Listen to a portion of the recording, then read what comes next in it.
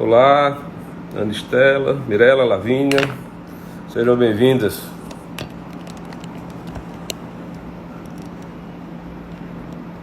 Gerson. E aí, Marcos?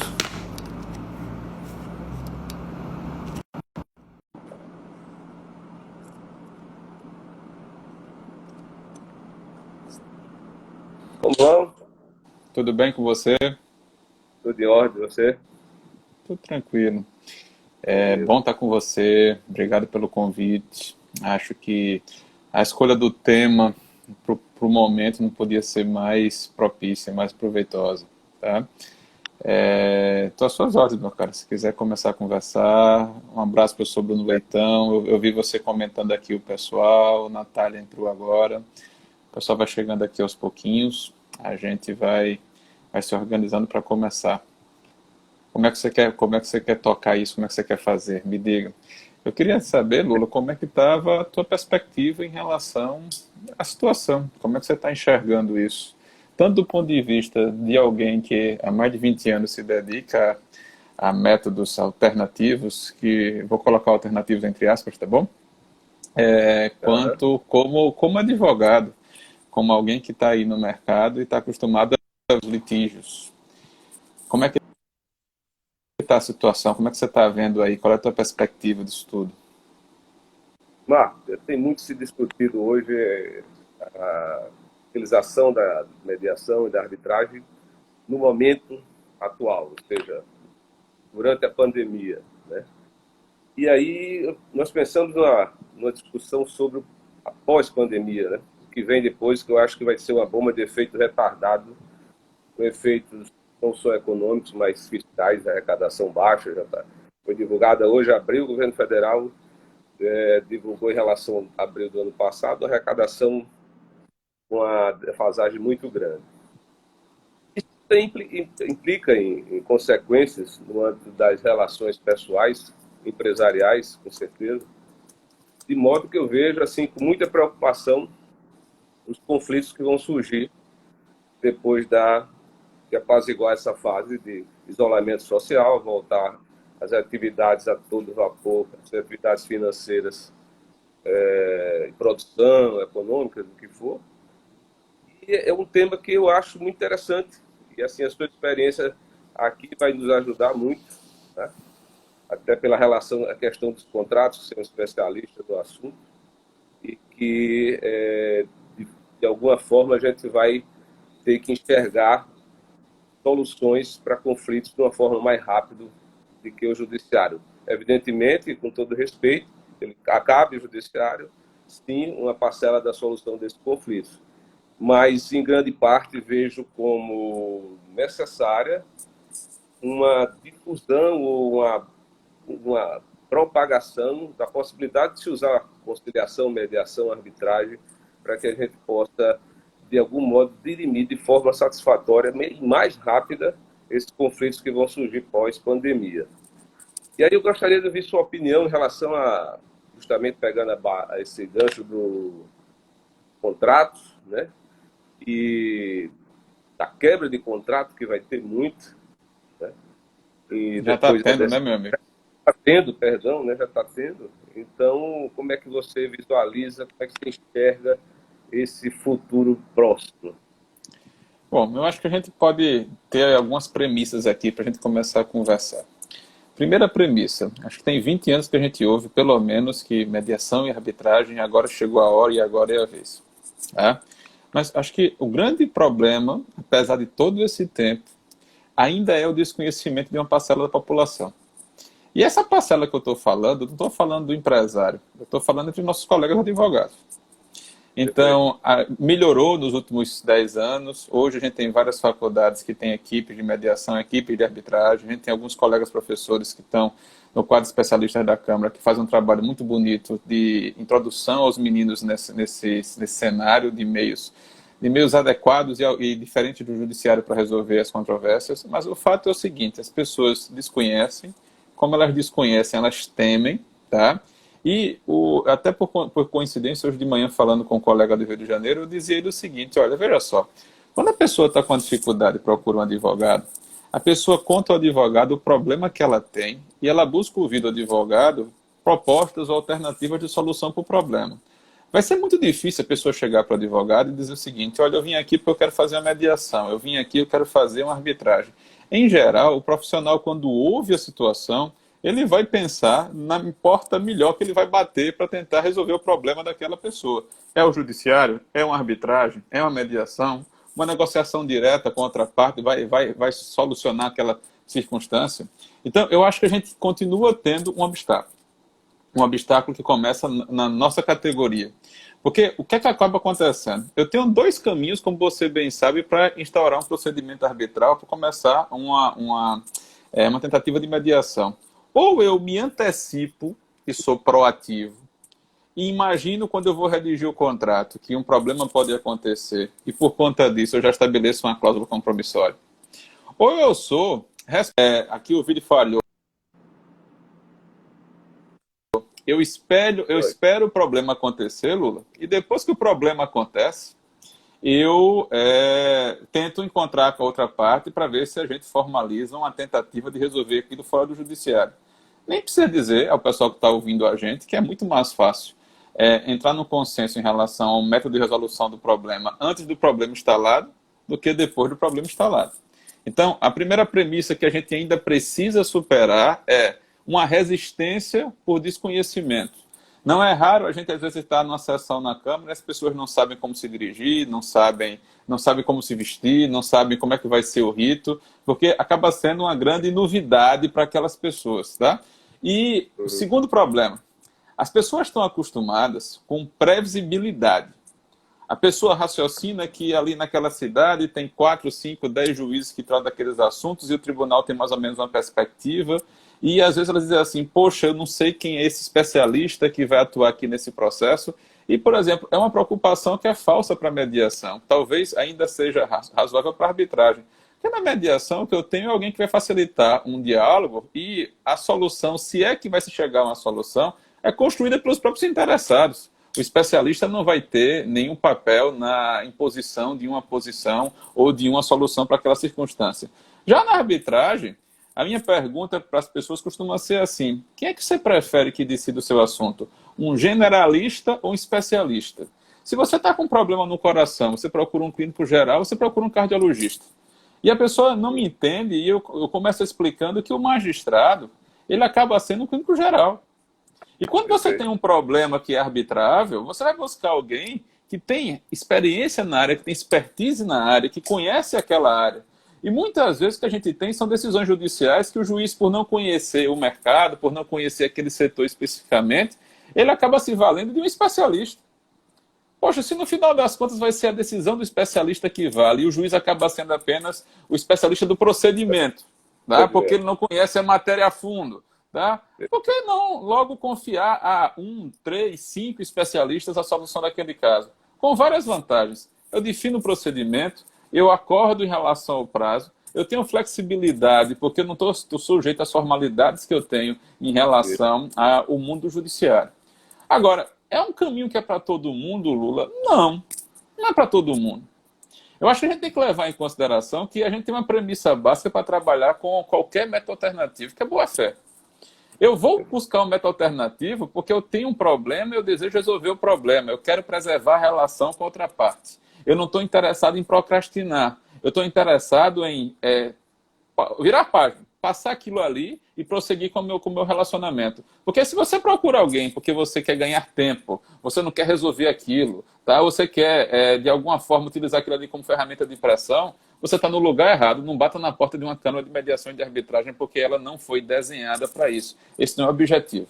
Agora, feitas essas premissas iniciais, vamos conversar um pouquinho sobre...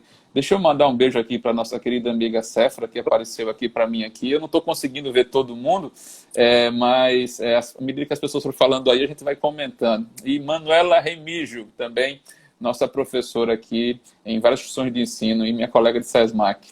Vejam só, em relação à pandemia especificamente, eu não te Marcelo, ouvi, Lula. fazer você tocou num ponto aí, Claro, deixa eu fazer claro, uma observação. claro. Você falou dos colegas que não estão preparados ainda, ou não estão confiantes diante da arbitragem, da mediação. E eu tenho percebido isso no dia a dia das arbitragens, que sequer, às vezes, se aprofundam no estudo para entrar com a demanda arbitral. Isso causa até uma certa, digamos, certo tumulto processual, vamos chamar assim, no decorrer daquela arbitragem, porque se espelham muito no funcionamento da justiça, esquece que tem particularidades na arbitragem, na mediação, não tem nenhuma correlação. Era isso que eu queria só pontuar. Eu acho que a gente pode, primeiro que concordo com você, acho que a gente tem que se preparar para fazer tudo na vida, e se você não teve a experiência ainda de funcionar numa arbitragem como advogado, ou até como integrante de um tribunal na condição de especialista, a gente tem que lembrar que a gente tem uma estrutura de apoio, você tem uma secretaria, tá? Você tem pessoas que podem ajudar em relação ao procedimento nesse aspecto, existe um regulamento. Eu não vou dizer que é um código de processo como a gente tem no judiciário, mas a gente tem um regulamento mínimo de procedimento que dá uma boa ideia da situação. Às vezes a gente recebe colegas advogados na mesa que não abriram o regulamento, que não sabem o que acontece, que acham que vão seguir o Código de Processo Civil.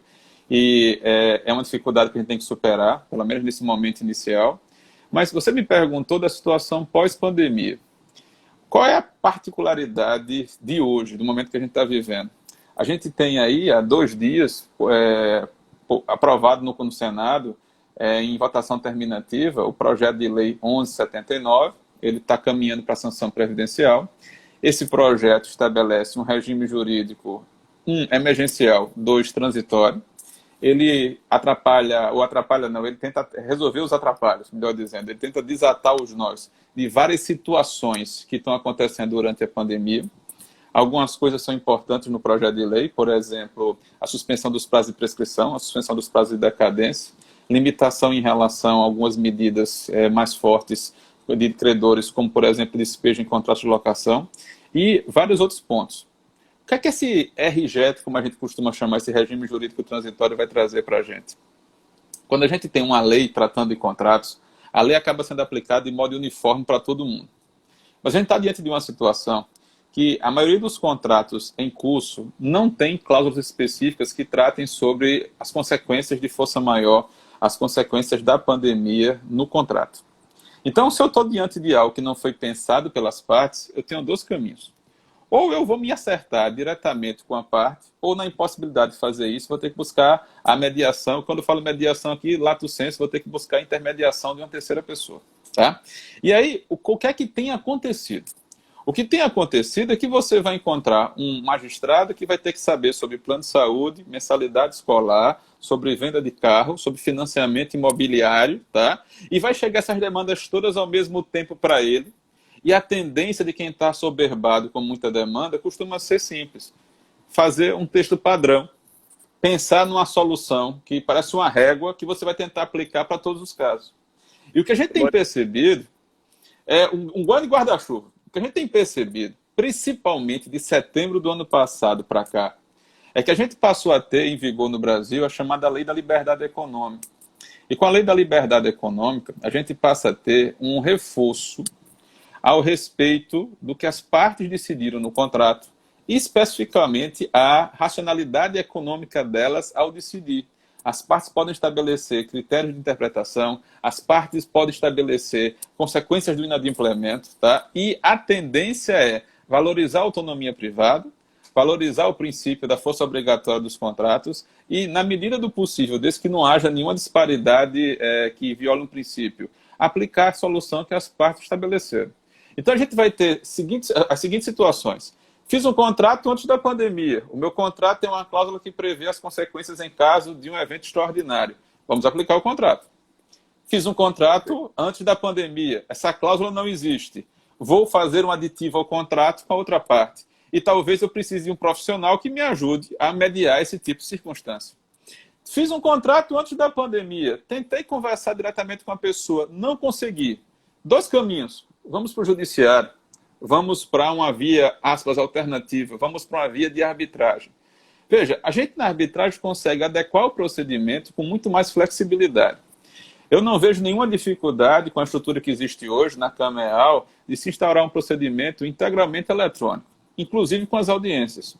Eu, essa semana, posso lhe dizer que tive dificuldade em algumas áreas em Maceió, porque eu precisava de medidas urgentes, sugeri a realização de audiências virtuais, e é mais ou menos assim, ou eu tenho resistência da outra parte, ou eu tenho resistência do magistrado, ou existe uma dúvida de como seguir em relação ao procedimento.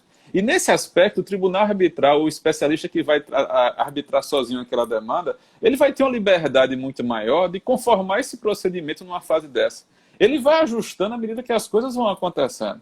E um ponto decisivo, na velocidade que as pessoas precisam. Porque se a gente imaginar, tá, que o número de demandas pós-pandemia deve aumentar consideravelmente, o que vai acontecer é que o tempo do judiciário não é o tempo da gente, não é o tempo da necessidade da gente, porque a vida não espera, o comércio não espera, seus fornecedores não esperam. Tá? E por mais que o juiz se desdobre, e a gente há de reconhecer um esforço agora durante o período de distanciamento de produzir, de decidir, ele decide 10 processos esse mês e entram 60 para ele no mesmo mês. E ele não consegue dar conta dessa taxa de engavetamento.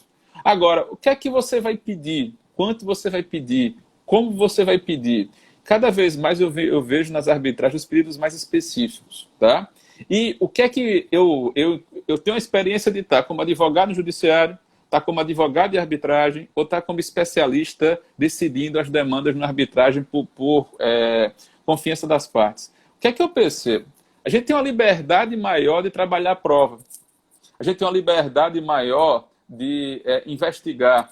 A gente acaba indo mais a fundo na discussão da instrução do que no próprio judiciário. Eu acho que a ferramenta de trabalho do judiciário hoje, lamentavelmente, é quantidade. E é o tempo todinho uma pressão por meta, por bater meta, por aumentar o número, por produtividade. Quando a gente vai para a arbitragem, a premissa é outra. A premissa é da qualidade da decisão. Se você vai buscar um especialista, você vai buscar um especialista porque ele domina aquele assunto.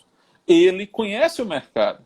Ele vai trabalhar aquela questão com uma perspectiva, com olhos, que provavelmente o magistrado não vai conseguir fazer, porque ele tem outras coisas para dar conta. Tá? E mais, nesse momento onde muita gente está passando por dificuldade financeira, nesse momento que muita gente está numa situação difícil, será que você quer que os outros saibam o que é que está acontecendo? Será que isso não vai fragilizar você ainda mais no mercado? Então, a questão da confidencialidade nos procedimentos que você pode fazer numa Câmara de Mediação e Arbitragem, para mim é um atrativo maior ainda nessa circunstância. Tá? Então você me pergunta, cenário pós-pandemia. Primeira coisa que eu acho interessante, vai aumentar o número de demandas. Ok. Então nós precisamos de advogados preparados, nós precisamos de especialistas que tenham disponibilidade de tempo para lidar com isso. Segundo o efeito da pandemia, os especialistas vêm dizendo que nós demos um salto de 5 anos em matéria de digitalização. Que hoje, a quantidade de pessoas que estão utilizando essas ferramentas de comunicação que a gente está fazendo, que está fazendo reunião de condomínio por conta de plataformas de comunicação, fez com que as pessoas se habituassem a isso. Então, o que eu tenho percebido é que a gente vai ter um acréscimo de demandas com especialistas de outros lugares. Porque o que antes era caro, trazer a pessoa para a sede da arbitragem para poder fazer as sessões, para poder fazer a instrução, vai acabar nesse contexto agora ficando muito mais barato. Tá? E a gente ganha uma coisa muito interessante utilizando essas ferramentas. Eu já tive a experiência de fazer alguns procedimentos de arbitragem com notas taquigráficas. Então, às vezes a gente tem que repetir, às vezes a gente precisa esperar a transcrição da taquigrafia para poder continuar o procedimento. E aqui a gente está gravando. Então, significa dizer que a velocidade do procedimento é consideravelmente mais rápida. Tá? E depois, a gente pode transcrever, se for o caso, a gente pode passar o pedaço do vídeo novamente para poder esclarecer aquela situação. E a facilidade de você produzir a prova em vídeo acaba dando para quem vai julgar outros critérios de avaliação que o texto não dá. você consegue ver o comportamento da pessoa, o estado de espírito dela, você consegue saber se ela está nervosa ou não, você consegue olhar no olho dela, tá? Então, eu acho que isso vai fazer diferença. Agora, que tipo de arbitragens a gente vai encontrar pós-pandemia? Às vezes eu encontro as pessoas na rua e falo de arbitragem, eles dizem assim, isso é para multimilionário, isso é para grandes empresários. Veja, qualquer direito patrimonial disponível é arbitrável. Pode ser uma batida de trânsito, e você vai definir o valor da indenização, tá? Pode ser a locação de uma sala no shopping, a locação de uma galeria. Ou você pode ser locatário de um apartamento. E aí o que acontece? Você está sem emprego ou reduziu a sua renda, mas o seu locador é uma pessoa aposentada que pegou o dinheiro que tinha e investiu naquele imóvel e hoje ele vive da renda daquele imóvel. Então, o que acontece? A gente está diante de uma situação que não dá para pensar, e eu acho que isso as pessoas têm que levar em consideração.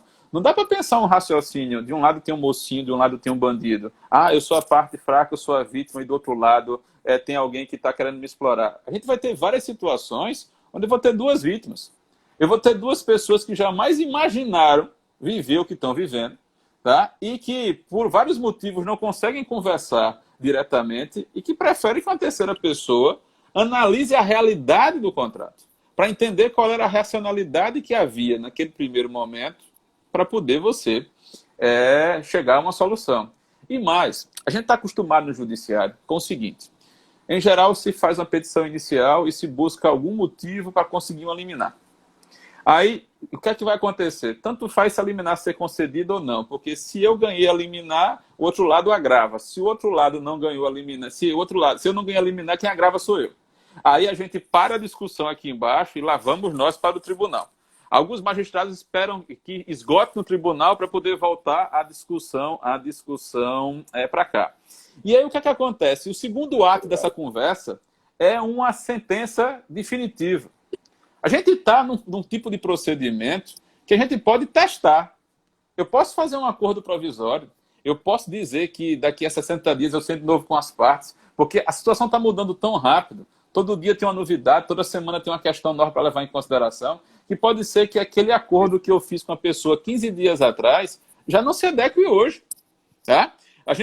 O dólar está chegando a R$6. As pessoas que no final de março tinham contratos internacionais e chegaram no contrato, imaginavam que o dólar ia chegar a 5,30, 5,40. Mas se ele chegar a 6, 6,20, que é o que estão projetando, toda a racionalidade daquele momento anterior já está prejudicada de novo. E aí, o que acontece? A gente pode ir modulando a decisão ao longo do tempo. E isso vai facilitar. Mas talvez valesse a pena aqui a gente chamar atenção para um detalhe. Você está no judiciário, quer vir para a arbitragem, não tem problema nenhum. Você está na arbitragem, quer voltar para o judiciário, aí essa via, ao contrário, não existe, a não ser que seja para se desfazer de um problema de procedimento de uma nulidade específica. Tá? Então, essa via precisa ser, primeiro, pensada, segundo, refletida, tem que se entender os limites disso e compreender que o árbitro, diferente do juiz, não tem poder de império, não tem o Estado atrás dele, não tem um aparelhamento. Então, o que vai acontecer é que você vai terminar com um título que, se não for cumprido voluntariamente, vai exigir depois o concurso do judiciário. Apesar das decisões que a gente costuma ver nas câmaras terem um índice de cumprimento voluntário muito, mas muito superior ao índice de cumprimento voluntário no Poder Judiciário. Eu acho que a gente tem que levar isso em consideração. E aí as pessoas falam assim, mas Marcos, é muito caro. É caro demais esse negócio de arbitragem. Olha, eu indiquei uma pessoa, a outra parte não concordou com a pessoa, aí eu indiquei uma segunda pessoa, aí o regulamento da Câmara disse que os dois indicados escolhem um terceiro e agora eu vou multiplicar por 3 o pagamento. Você tem que levar isso em consideração quando você for celebrar o contrato, quais são os custos da futura demanda. Segundo, isso só vai acontecer quando a pessoa... Pô, não estou te ouvindo. Fala, Lula. Provisionamento que o empresário tem que fazer para uma demanda judicial de longo tempo. Isso. O que eu acho que o tema central aqui para nós é custo de oportunidade. Eu vou para o judiciário e vou passar os próximos 6 anos brigando. Perdi o meu fornecedor. Vou ter que procurar uma alternativa. estou com aquele dinheiro preso ali, ou estou com aquela situação indefinida atrapalhando o meu balanço. Estou pensando em negociar a minha empresa, ou fazer uma fusão, e o pessoal fez uma diligência na minha empresa e na auditoria se percebeu que isso é uma contingência, que eu tenho que resolver essa circunstância. Tá? Então, a gente vai acabar levando isso em consideração de que eu posso ter um procedimento arbitral iniciando e terminando em 3 meses, em 2 meses, em 6 meses. Em 6 meses, a gente às vezes não consegue uma citação no fórum. Em 6 meses, talvez a gente tenha a publicação da data da audiência que vai ser marcada para o ano que vem. Tá? Então, a gente tem... Aí o pessoal fala assim, veja, é caro. Se você colocar no papel que você resolveu em 3 meses e na outra alternativa, que seria o judiciário, você resolveu em 6 anos, tá? E nesses 6 anos você teve custo, o que é caro para você? Ou qual é o critério para você definir? O que é mais importante para você? É o custo ou o benefício que você vai receber depois? E agora, isso tem que ser ponderado para a realidade de cada caso. E para os nossos colegas advogados, às vezes é engraçado. A pessoa está acostumada a fazer o contrato, receber um valor inicial, ou então esperar que transite em julgado para receber através de um alvará, ou receber através de um precatório. Tá? E a pessoa diz assim, poxa, no judiciário eu sei quanto e como eu vou receber.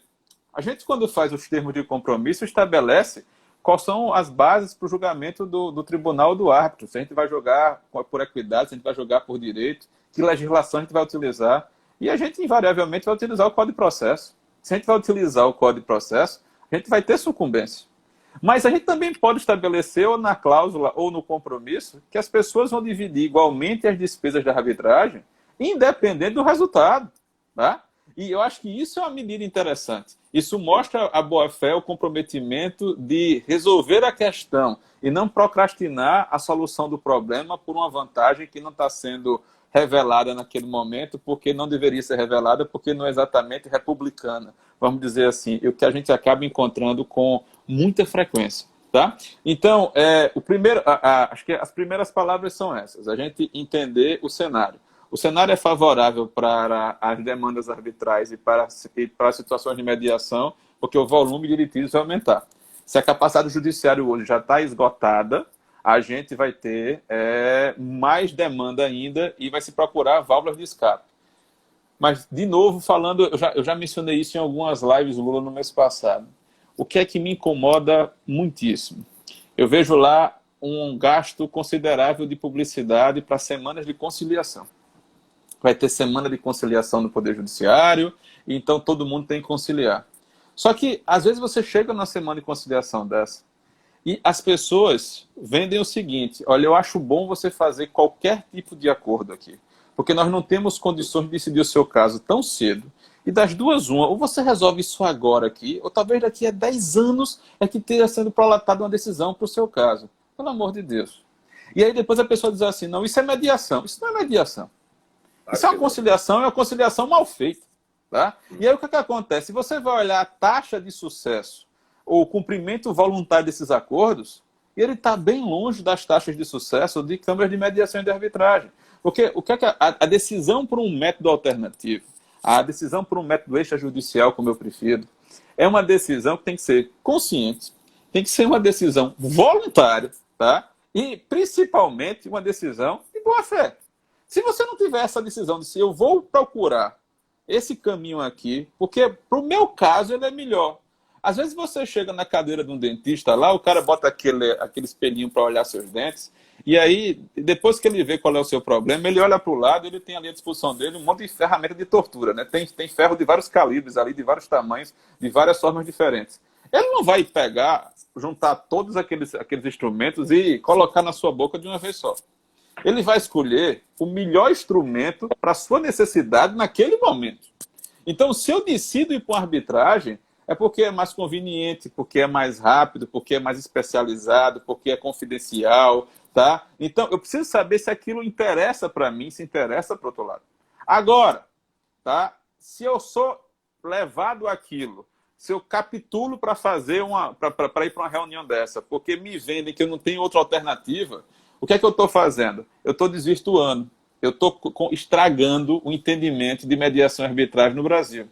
E a gente vai ter pessoas que se dedicaram, que estudaram, que se prepararam para fazer a função A gente vai ter, como em toda profissão, como em toda atividade, como em toda competência, aqueles que não se prepararam e que acabam denegrindo a imagem dos institutos porque não aplicam o que deveriam praticar, enganam as pessoas. Então a gente tem pessoas que não fazem os cursos de formação e tentam aplicar técnicas sem ter experiência de aplicar as técnicas, pessoas que nunca fizeram uma prática simulada, pessoas que nunca receberam orientação, que nunca buscaram uma certificação e que está aí no mercado.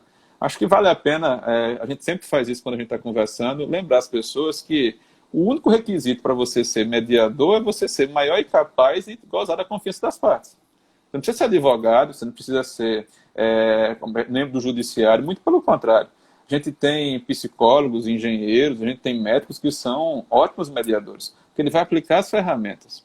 E quando você vai para a arbitragem, mais um motivo ainda. Porque se você não é especialista no direito, você é especialista no conteúdo que está sendo discutido ali. E aí, o que é que acontece? Ou você vai ter na composição do tribunal especialistas em direito que vão dar uma formação, uma formatação jurídica para a decisão, ou você vai ter uma assessoria da Câmara que vai fazer esse trabalho. Tá? E aí você vai deixar que o especialista decida o que vai acontecer naquele caso específico. Tá? Agora, eu não sei se você lembra de uns casos aqui em Maceió que são surreais para mim.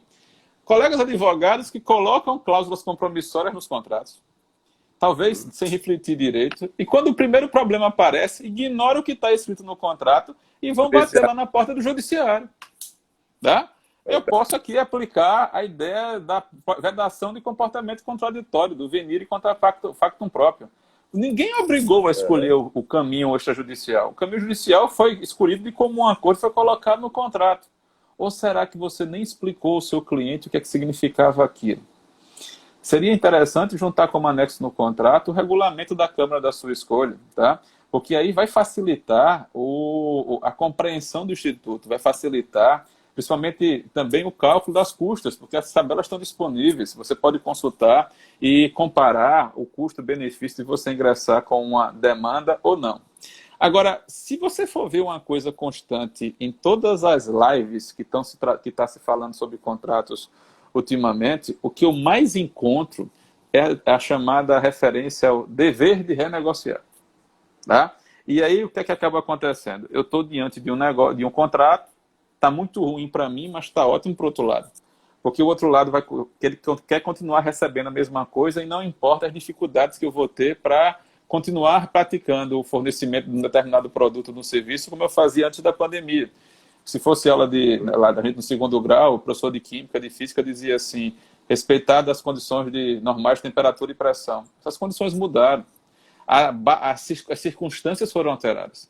Se as circunstâncias foram alteradas, pode ser que esteja penoso demais para fazer aquilo. E aí, o que é que se espera? Um pouquinho. Vê se você está me ouvindo. Está me ouvindo? Ok. Pronto, eu tive que tirar aqui o cabo de força, porque senão a gente vai ficar sem energia. Deixa eu ajeitar aqui que estava caindo. Pronto. Veja, eu estava falando para vocês do tal do dever de renegociar. Então, o que é que normalmente vai acontecer? Nós, enquanto profissionais de direito, vamos receber a ligação de um cliente, vamos dizer assim, está inviável cumprir aquele contrato. Como é que eu faço para convidar outra pessoa para a mesa? Você pode fazer isso sem a mediação de um terceiro, você pode fazer isso com a mediação de um terceiro. Tá? As pessoas acham que eu tenho que cair direto na arbitragem, que eu tenho que fazer uma escolha, ou uma ou outra, e as pessoas acham, tá, que se não for no judiciário, não tem como convidar o outro para sentar. A minha sugestão é abra um canal de conversação, notifique, mande um e-mail, mande uma mensagem pelo WhatsApp, chame para uma conversa. Ah, o fulano não me respondeu. O que é que seu contrato reza em relação ao conflito? É uma cláusula padrão de foro? É uma cláusula compromissória? Hoje, eu costumo colocar nos contratos uma cláusula mista, uma cláusula que a gente chama de média-árbitro. Então, eu vou pensar alguma coisa do tipo, nós estamos contratando esse objeto por esse preço, esperamos que dê tudo certo, mas se no futuro qualquer um de nós tiver qualquer dificuldade aqui de cumprimento ou qualquer conflito em relação a esse contrato, vamos combinar o seguinte, os e-mails de contato são esses. A parte que tiver incomodada deve me mandar um e-mail e eu tenho 10 dias para dar uma resposta a ela. Tá? 10 dias contato o recebimento do e-mail. Se em 10 dias chegar a resposta for satisfatória, assunto resolvido. Se em 10 dias não for resolvido, a parte que continua prejudicada tem 30 dias para instaurar uma tentativa de mediação. E aí, o que é que vai acontecer? Eu não tenho 30 dias para fazer um acordo. E quando as pessoas falam de dever de renegociar, parece que toda vez que você senta numa mesa, você é obrigado a levantar, apertar a mão e fazer um acordo. Não é isso. E aí tem muita gente que não quer nem sentar na mesa com medo do que vai acontecer. Então, no exemplo que eu estou colocando para você, eu vou, notifico outra parte e marco a tentativa de mediação. Você diz assim, Marcos, besteira, porque tu vai perder 30 dias. Veja, eu não vou perder 30 dias. Eu tenho até 30 dias para fazer isso. E eu posso colocar na minha cláusula dizendo o seguinte, que eu posso notificar com antecedência de 3 dias, com antecedência de 2 dias, ou de uma semana, para poder fazer a tentativa da mediação. Chegou o dia da mediação, eu cheguei lá com o meu cliente e dei com a cara da porta. Ninguém apareceu. Ninguém não deu bola. Perdi tempo. Não. Tá? Porque o que acontece? Você pode ter uma cláusula que pare aqui e você vai utilizar isso no judiciário. E aí você vai demandar no judiciário e vai dizer que aquela audiência de mediação no CPC você já tentou fazer fora e você junta a prova das notificações e que você já pede para o juiz iniciar a instrução. Primeira possibilidade. Ou segunda possibilidade, a gente costuma sempre nas sessões de arbitragem, até porque os regulamentos impõem ao árbitro, fazer uma tentativa de mediação. Eu já posso ingressar com a demanda e informar ao tribunal ou ao árbitro designado que a tentativa de mediação já aconteceu e foi frustrada. E aí você resolve a situação. Tá? Então, o que acontece? A gente consegue customizar a cláusula para o prazo, para a forma de notificação, tá certo? O que a pessoa quiser. A gente dá uma intensidade de usos de meios extrajudiciais de resolução de controvérsias que for interessante e for conveniente para a pessoa.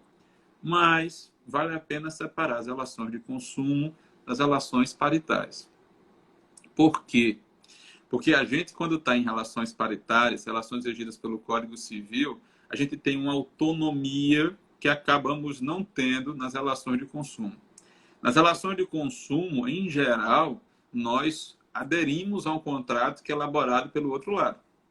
Por essa razão, no artigo 51 do Código de Defesa do Consumidor, você vai encontrar a vedação de cláusulas que determinem a utilização compulsória da arbitragem. Mas veja, e eu acho que isso é importante para a gente analisar. O que eu estou dizendo é que eu, fornecedor, não posso colocar nas condições gerais do contrato de consumo uma cláusula que impeça o consumidor de ir ao judiciário, porque a Constituição diz que não se afasta da apreciação do judiciário nem ameaça, nem lesão a direito. Tá? Mas nada impede que eu, consumidor, decida buscar um meio extrajudicial para resolver o meu problema com o fornecedor. Isso é perfeitamente possível, porque eu estou diante de direito patrimonial e de direito disponível. E as pessoas acabam misturando as estações. Eu acho que isso a gente precisa chamar a atenção. Tá? E ainda no campo das perspectivas, eu tenho visto isso com cada vez mais frequência. Até já tive a experiência, até já utilizei algumas plataformas dessas. A gente está tendo um desenvolvimento bem acentuado e bem considerável de plataformas de resolução de conflitos extrajudiciais online. Tá? E aí o que é que vai acontecer? A gente passa por uma fase que basicamente a gente tem bots trabalhando, são robôs, tá? Ou seja, é a fase de você se cadastrar o outro lado, de você juntar os documentos, de você narrar a demanda, de notificar as partes para a resposta. E aí a própria plataforma vai estabelecer caminhos para você, tá? Que podem ser uma sessão de mediação por videoconferência, que pode ser uma audiência de instrução numa sessão arbitral, também por videoconferência. Então, a gente já tem algumas plataformas que oferecem isso no Brasil hoje. Os colegas que estão ouvindo a gente que demandam grandes empresas, bancos, operadores de telefonia, empresas aéreas, provavelmente já passaram pela experiência. Você demanda no juizado e quando vai chegando próximo à data da audiência no juizado, você acaba recebendo um e-mail, tá, de uma dessas plataformas tentando sugerir que se busque uma alternativa à audiência no judiciário, porque é muito interessante para essas empresas que o número de demandas contra elas não entra na estatística oficial. Elas querem melhorar a imagem público, então tento resolver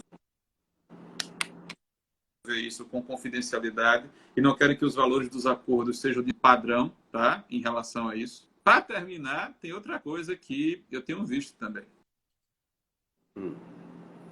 É que o som fugiu, Marcos. Meu vídeo deu Agora. uma travada, tá me Não, ainda não. ouvindo? Agora. Não sei se você está conseguindo me Ouvindo. ouvir, Lula. Confirme para mim se está me ouvindo. Tá ouvindo?